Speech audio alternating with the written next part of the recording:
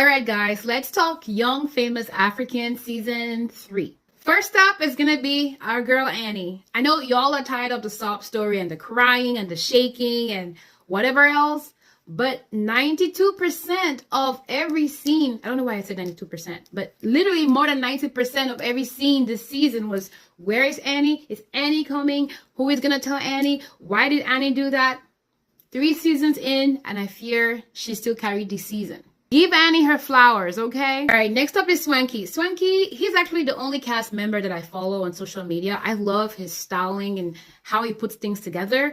But I fear this season, he just did not do it for me. He wasn't memorable at all. And the fits were just not serving like the last 2 seasons. So I'm sorry, Swanky, but you were not a standout for me this season.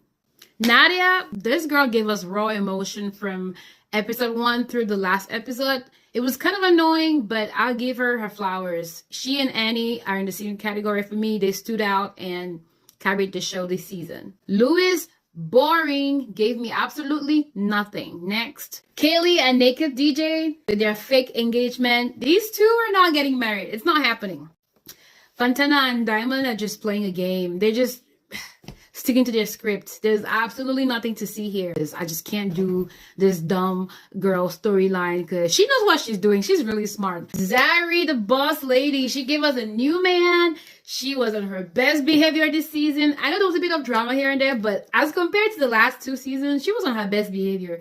She reminds me of Kenya Moore, serving us a bit of messiness, but keeping it classy as always. Kefi, I love her voice. I wish she does like audiobooks. Her voice is so good to listen to, but I'm sorry, she's not a good fit for this show at all. I feel like she thought her only way to cement her place on the cast is to have beef with Zari, but it just wasn't giving. Last but not the least is Ini. So Ini was another new addition this season. Anyone who grew up, millennial plus and above, we grew up watching Ini. She served us glam and attitude. But my girl, I did not think she was a good fit for the show.